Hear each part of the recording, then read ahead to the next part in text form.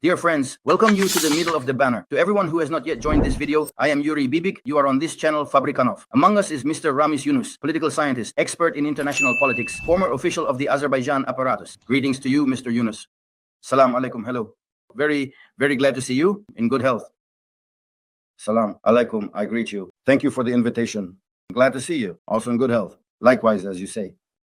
I greet our esteemed audience from my hometown of Baku. Glory to Ukraine.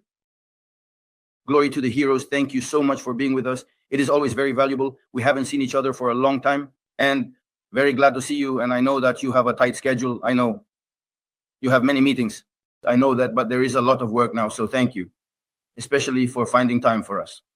Today, I want to actually probably, start with a general question, because there is so much going on. In the information space, there are many things, many statements, many news, many publications, many peace plans, many meetings. For example, President Zelensky met with Trump. They held a meeting. A lot of informational speculations, many assumptions, basically rumors and so on. But you are a person who always provides clear expertise. I want to ask you to evaluate everything that is happening and explain to us how to correctly, and where to correctly look into the essence. You are giving me quite a challenging task, but I will try to the best of my abilities to answer this question. Yes, of course, it is quite a difficult and complex time now, both globally and for you, dear Ukrainians. Because you are on the front line, you are caught between the clash of interests, the main players on the planet. Thank you. And all this has resulted in a full-scale war of aggression by Russia against you. If at the very beginning of this war, the outlines of such geopolitical processes were not clearly visible, and the interests of different centers, they were also somewhat blurred, then the change of power in the White House, the arrival of Donald Trump and everything that he broke this chess game that existed before him. And again, it was completely unclear. For the last 35 years, after the collapse of the Soviet Union, because in many aspects, it even went without rules, that is, it continued. And so he thought of changing this chess game to reset the situation and start all over again. How? In the political sphere as well as in the economic sphere, regarding his allies, political institutions, as well as regarding his opponents who are in other political institutions. But overall, as you can see, this has further complicated the situation because not everyone agrees with this. And there is both an objective and a subjective reason for this, because different interests, different interests, different interests, different interests, different interests, different interests, because when the Soviet Union collapsed after 1991 and the bipolar world ceased to exist, it had certain rules. And these rules were regulated within the framework of the UN, within the so-called international law, which they themselves invented and violated, but somehow they seem to control this process, including even non-proliferation, the spread of nuclear weapons after Hiroshima and Nagasaki. As you can see, there have been no repetitions for 80 years. Yes, for better or worse, this world existed. And now the world is in a state of some geopolitical chaos. And it is quite natural when the most important person on the planet comes representing the main political, economic, and military power on the planet and says, I am resetting the situation. Well, he can't just do it that easily. Yes, to say that everyone will raise their hands and agree. Although in principle, many, as you can see, yes, many go along with it. But these are the countries that, well, they cannot resist. And they are not the leaders in this game. But there are a few specific centers with which he has to reckon. And there is resistance there. Strong resistance. First and foremost, this is China. And secondly, this is the European Union. There you go. And there is a vast territory called the Russian Federation, the successor of the Soviet Union, where there is the most nuclear weaponry on the planet. Therefore, All these geographies today, they are involved in this entire process. And each of them, depending on the geography where they are more or less located, they involve other countries that are close to them. And therefore, the process takes on such a completely multicolored character and lacks any specifics. But unfortunately, this is what I want to tell you. From the perspective of geopolitical processes, I want to explain so that you understand. So that you are not only Ukraine-centric, yes, you are focused on your problem, and you wonder why it is like this here, like that there. I want you to understand neither in China, nor in the USA, nor in the European Union do they think about Ukraine. They only think about themselves. And nowhere on the planet do they think about Ukraine. And so that you don't feel offended, nowhere on the planet do they think about my native Azerbaijan, nor about any other country like Georgia or Moldova. And everyone thinks based on their own interests. It's exactly the same in life. If you approach it normally, a person should think about their own home, and then they should think about their neighbor's home, yes, and about the street in the city where they live. Because if they don't have order at home, therefore, we must understand this and try to approach it objectively. Yes, and we may like Donald Trump, or we may not like him. Donald Trump, purely in a moral, purely in a human sense, yes, and for me as well, for example. Depending on what he does, what he says, how much his words correspond. And this very thing, yes, to what he declares. Therefore, we need to understand his line of thinking, what he is pursuing, what he wants, and why he adheres to such a tactic. And yes, let's set aside all these personal qualities, the unprofessionalism of him and his team members. A completely different approach. This is not what we are used to seeing. That is, classical big politics has certain rules that must be followed. And today there are no such rules in the world. Learn it once and for all. There is no international law. It is dead. Only the law of force works. Unfortunately, that's the way it is. It has always worked this way. But if until 1991, for 101 years, they took these forces. In 1991, they took the law of force for themselves, leaving international law for everyone else. But they themselves, they violated it all these years. From 1945 to 1991, they regularly violated it, but did not allow others to do so. And after 1991, not only do they violate it, everyone does. Today, this is the rule because nothing works, and the United Nations and all other institutions do not react to it in any way. And if we take other institutions, whether it's the World Trade Organization, the World Health Organization, the International Criminal Court, you see, yes, all of this, their relationships with the same United States of America, yes. And specifically the current administration. You understand that everyone uses all these institutions depending on how beneficial it is for them, whether it's the Democrats here or the Republicans. Therefore, from the outset, we must understand this a priori. That's what's happening. And having understood this, for example, if we are talking about Ukraine, we must understand what we should do. How should we behave in this situation? And from this point of view, I will tell you, dear Ukrainians, that I will repeat it once again. I will not tire of repeating this. You are fortunate with your President Zelensky because he is the only president who resists, whom they cannot pressure, whom they cannot bend. And you, Sima, he cannot be bent. He shows character, he shows his teeth, he resists. He is under a massive informational attack. The informational attack comes from both the USA and the Russian Federation. That's all, even including this last meeting at the Vatican. Everyone wanted him not to go there. What kind of informational attack was there? All of this was done. This needs to be understood. And you are all caught up in this information machine with a huge amount of forces spinning it. And like a domino effect, it goes on and it shakes your public opinion, which is already unstable. This also affects the condition and morale of the soldiers, troops fighting there. Therefore, you must understand how important it is today to maintain the unity of the nation, the unity of the army, the military, political leadership, and society as well. Unfortunately, I won't tire of repeating, this is your Achilles heel. I see it even today. I see it regularly even today. Moreover, I have noticed the strengthening of many, so to speak, representatives of the so-called opposition, if you can call them that, who today are already preparing for what will happen. Some kind of peace, something new will happen later. That's it. And they are already preparing for the future and so on. Don't you understand that today there is a struggle for your existence as a state?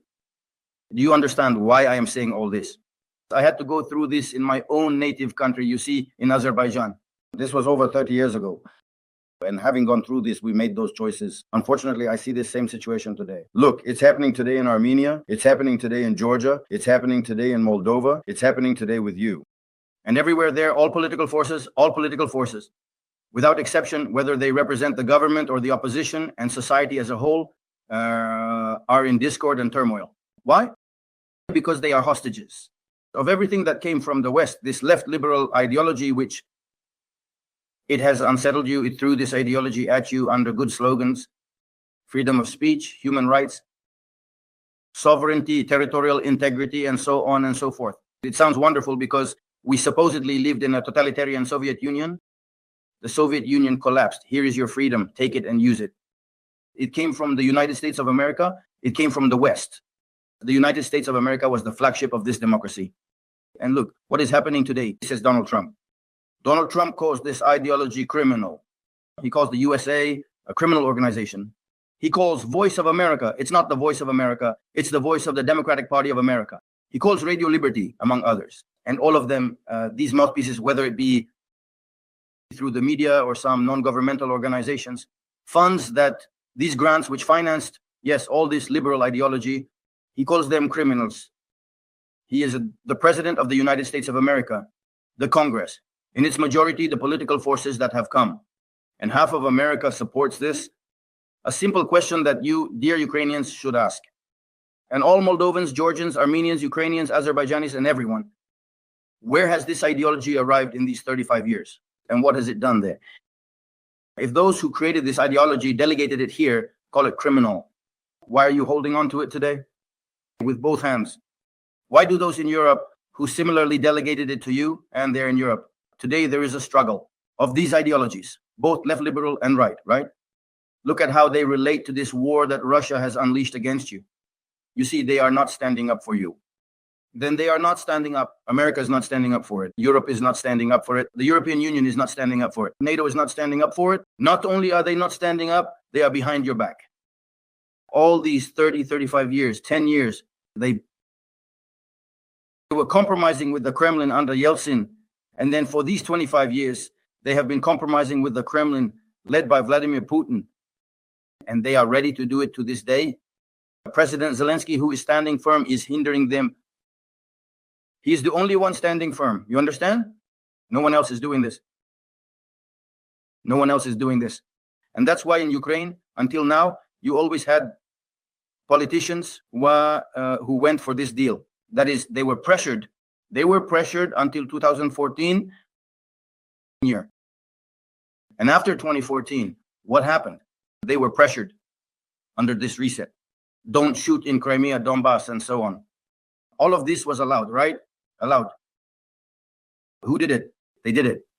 Did they stand up for you? They didn't stand up. The war began. Did they provide weapons? In that quantity. We'll support as much as needed. Who needs it? They need it. Or do you need it? You need one thing, they need another. And here we are today in such a situation up to this day. Empty talk. Will they send soldiers? Won't they send soldiers? Who will go? How many? Looking at America, in America, there's already a different president. And this different president says, although he wanted all of this, this is not my war. You find yourself in Europe, handle it yourselves, pay money if you want for it. I have other interests. And so it began, but he is also a person, egocentric. In reality, he doesn't care about this. But it's also impossible to ignore him because this person represents the most important country on this planet. And today he was elected. And so this game goes on. Each of them, whether it's Starmer, Macron, or the German, they all push their own interests. They view your war through the prism of their interests. How it will affect his personal fate as a politician in elections on his country and how he can play here. If it's advantageous here, he might say this phrase like Macron, who chats from morning till night. But in reality, what has he done? Nothing, yes. Specifically, if you look at it in military technical terms for the same Ukraine, does he have nuclear weapons? Yes. Does he have enough military equipment? Yes. There is money, there is a lot he can do. He can send soldiers, has he done anything like that anywhere? He's not even in the 15th, 16th place in terms of military technical support for the same Ukraine in all components. A fool. But he's not the only fool like that. He's not alone. It's just that this is France. It's a nuclear power. So there are big expectations from France, from the United Kingdom, from the Germans, you see, from these countries that have money, that have weapons, including nuclear ones. Well, which are, how to say, well, the main ones, yes, in this territory, in this geography. And they don't behave that way. Look at how they fawn over Donald Trump. But your president doesn't do that. And that incident in the Oval Office, look, in the Oval Office, he showed character. Look at how Donald Trump sits with him, meets him in the Vatican. Why? Because in the West, only power is respected. I tell you, having lived in the United States of America for over 20 years, I know for sure that in this world, especially in the United States, only power is respected. What is real power? It's if you have a huge army, military strength, if you have vast amounts of money, if you have resources, and you can protect them.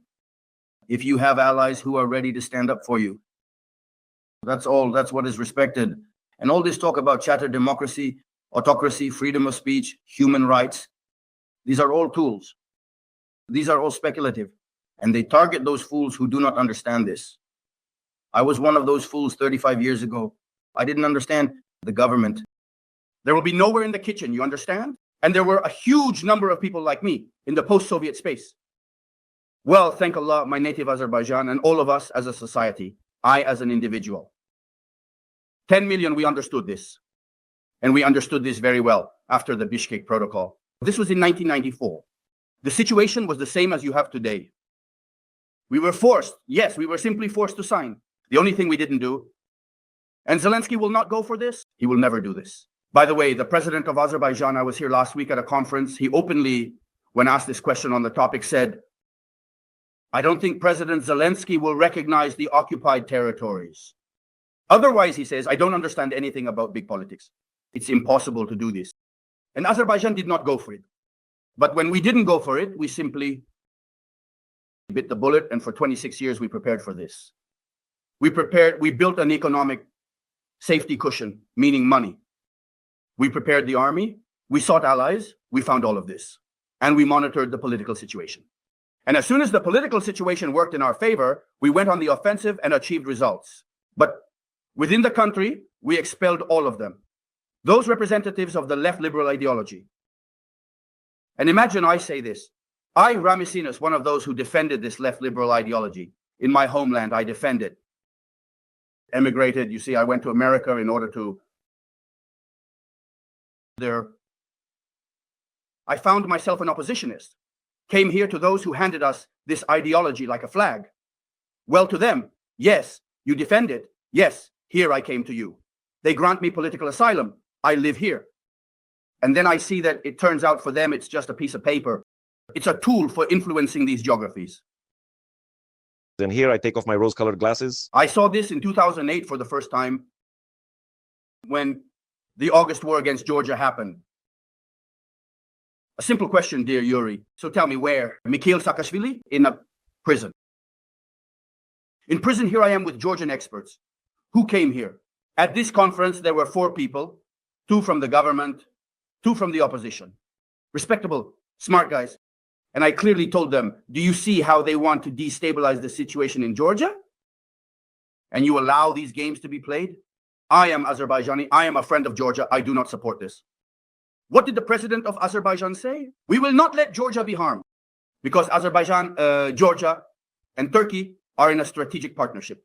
That is, the entry to the South Caucasus is Azerbaijan. The exit is Georgia. Therefore, all those who want to come here to this territory must reckon with Azerbaijan and Turkey. And we will not allow destabilization. And you? They throw at you, so to speak, the ideology of the West. And you continue to have half the country protesting. For whom are you protesting? Did they stand up for you in 2008? Did they prove anything to Russia? They went for a reset with them. In 2008, Obama, Biden, these leaders are of the left liberal ideology. Are they standing up for Saakashvili today? Are they concerned about his fate? No. So why do you allow the situation to be destabilized within your own country? Do you criticize the government? The government is afraid of Moscow. Moscow is on its feet. Everyone is afraid. You see, Europe is afraid. What do you want from little Georgia? And is Europe standing up for Georgia? No. Yet you protest for this Europe. So these people are afraid of the government. The government is afraid of Russia. They do nothing. They don't trust the Europeans. And you protest, pushing ideas. And what will you achieve? You will lose Georgia. Do you need this? You will find yourself in the same situation that even poor Ukraine is in today. So this needs to be understood. That's why I always mention my native Azerbaijan. I bring it up. We are family, we are neighbors. Let's draw a conclusion. That is, remove all these denials, bringing gifts from there, and look at your own geography and act based on your own interests and resist. What your President Zelensky is doing today is a clear confirmation. Therefore, I can publicly say to him, Volodymyr Alexandrovich, keep resisting, otherwise they will devour you. Otherwise they will devour you. Do not trust the deniers bearing gifts. And rely on the army and society. This is definite. It's the only thing that helps you stay on your feet. Because in the current situation, no one will just return Crimea to you. Donbass, no one will return to you. No one will fight for you. And this war will not stop. It may be a truce. A truce only to start again later. Russia did not invade you for no reason into your territory.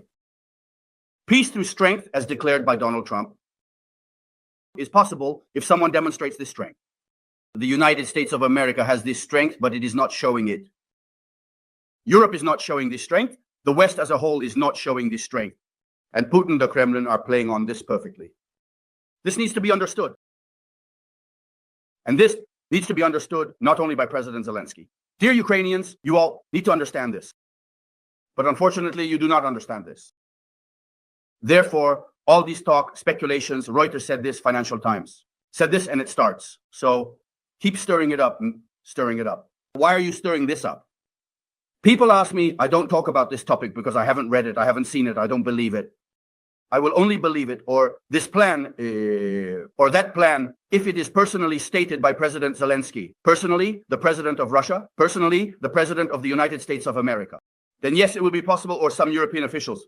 Here we have such a plan, but I don't believe in any plan as a result of which President Zelensky would agree to the annexation of Crimea, to the legal recognition of Crimea, or something like that. I will never believe that. And you, dear Ukrainians, don't believe it either, because your president has clearly shown what he is willing to do and what he will never agree to. He would die, but he would never agree to that. So that's all. That's how I assess the situation today. We are in a real process. To say that there will be a full-scale peace and everything will end, I don't believe in that. I don't believe in that, because for there to be peace, someone needs to show strength. Here's the president of Azerbaijan. When asked at this conference, in response to this question, he said at the end, and gave an example with Azerbaijan and Armenia. Peace is only possible when one side capitulates. Armenia capitulated. Armenia capitulated, and therefore, on November 10, 2020, it was signed. And simply based on the fact that one side capitulated, we signed a certain document. Russia acted as the guarantor of this document because the so-called Russian peacekeepers came there with the consent of Azerbaijan to the territory of Azerbaijan. But for 3 years, we controlled this process for 3 years. And after 3 years, we finally sent them packing as well. Yes, you saw, and we completely restored the entire territory. And why? Because we were the force Armenia capitulated, and Armenia remains so to this day. So it is in this state, and the power is on our side. And to this day, there is no peace agreement. Why? Because Azerbaijan proposed 5 points. These 5 points have now increased to 17, and there are still 2 left. The closure of the OSCE Minsk group and the change of Armenia's constitution, where it clearly states territorial claims against Azerbaijan. And Pashinyan has already said, and we will change it. And why is he saying all this? And why are there all these 17 points finally appearing one by one? Because we are the force and they capitulated. The power is on our side. If you don't agree, the war may continue. Our army is stationed at the conditional, I emphasize, border between Azerbaijan and Armenia. And no one in the world can stop us. Because international law is on our side, geography is on our side, on earth we have allies. And international law as such does not exist at all. In reality, only power works. That's what it's about. And Armenia understands this. At first, it didn't understand. It relied on Russia. Russia is not concerned with Armenia. it started to rely on Europe. Europe is not concerned with Armenia. Macron was foaming at the mouth there until Azerbaijan hit him on the head. How will Macron come there? Look at the geography. Through the Black Sea. Through Georgia, a strategic partner of Azerbaijan by air. Through Turkey, a strategic partner of Azerbaijan. Impossible. France cannot come to the South Caucasus. Not only France, but also the Americans. No one can come. So based on this, geography is not on their side. Here, Azerbaijan and Turkey are in charge. Everyone will have to reckon with this. That's geography. Therefore, you too have geography. And in this geography, you have real allies who have their own interests. And believe me, dear Ukrainians, Turkey is one of them. Why? Because what do you think? Turkey is just behaving this way towards Ukraine for no reason. From day one, clearly in the Crimean platform. Because don't forget, Crimea is about the Crimean Tatars. You need to understand this. It has historically been so. But now, under international law, it is your territory. You want to defend it, and you want to protect the Crimean Tatars. What do you think? The ethnic Crimean Tatars. Who will protect them better? The Turks or someone else? Will Christians from Europe come and protect them? Of course, it will be the Turks, their native brothers. Azerbaijan with Turkey. Why are we like this? Because we are native brothers. We must understand this. And that's why in the Crimean platform, both Turkey and Azerbaijan stand alongside Ukraine. And geographically, it is close. So it means we need to strengthen this direction. And how many armchair experts receiving grants from these left liberal centers have spoken nastily and continue to do so to this day? Because they are following the agenda of those very centers that push this left liberal ideology, the so-called Sorosites, both American and European. So they still come out today and continue to do this. Thank God President Zelensky does not adhere to this. I see his politicians. He just happened to be president during the war. And today it is very difficult during the war in real time to do all this. But he continues to do it. And here you have to play, on several chessboards. Look, dear Yuri, I am living in Baku now. You see, I came here, right? A conference took place. This week, today is Sunday. We are talking on Sunday. This week, what happened in Azerbaijan and around Azerbaijan? The president of Azerbaijan just returned from Beijing. Look at the media. A state visit of little Azerbaijan to the enormous China. He was received like the president of the United States of America. It was a state visit, and a huge number of documents were signed. The level of partnership was elevated to a strategic partnership. This is a message that China is in the South Caucasus. And before this, China is already building the Anaklia port in Tbilisi, Georgia, more precisely on the Black Sea coast. What does this indicate? This path, the middle corridor. And China's activity in Central Asia and the recent 5+1 meeting, 5 Central Asian countries plus China, does that indicate something? Notice the European Union also went and held a similar meeting there. And now after this, the president of Azerbaijan comes here. The next day, who arrives in Aku? Tukaya Kalas. She just left from here the day before yesterday, and she came here. She didn't go to Tbilisi or Yerevan. This is not, so to speak, a South Caucasus tour. She personally flew to Baku. Because the host, the leader of the South Caucasus among these 3 countries, is Azerbaijan. So one must consider Azerbaijan's opinion. And one must listen to what is happening in the world today and in this region as well. I have no doubt that Azerbaijan explained it clearly. How the European Union can come here if it wants to participate in all these processes, starting from Central Asia, passing through the South Caucasus, and for all this to go through Turkey to the European Union. And this was clearly explained by Kekalas. Dear Yuri, I'll tell you more. Tomorrow, on Monday, the president of Iran is flying to Baku. 150, 160 people are coming with him. The president of Iran. And then they are coming here. Benjamin Netanyahu. That's geopolitics. And Azerbaijan, from being a small country, has already, as you can see, read in all the media, been elevated to the level of a medium-sized state. A medium-sized state. This is already of very serious significance. So this is the policy. We have rejected this left liberal criminal policy, as Donald Trump calls it. We have become equidistant, multi-vector, considering our geography.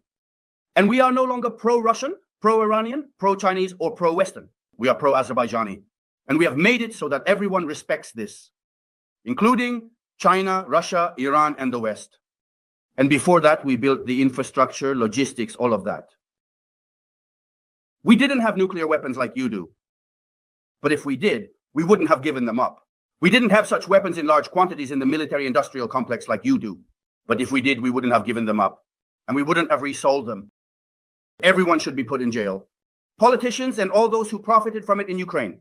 But you will handle that yourselves. It's your internal matter. It's simply a crime as well. It is precisely because of all this that you found yourselves in this difficult situation. But it's not the time to despair. Believe me, you have everything you need to come out of this situation with dignity. Believe me, Azerbaijan was in a much worse situation. Much worse. When someone says, Armenia opposed us, my dear ones, it was not Armenia opposing us. If Armenia had opposed us in the First Karabakh War, a simple question, why did we lose it?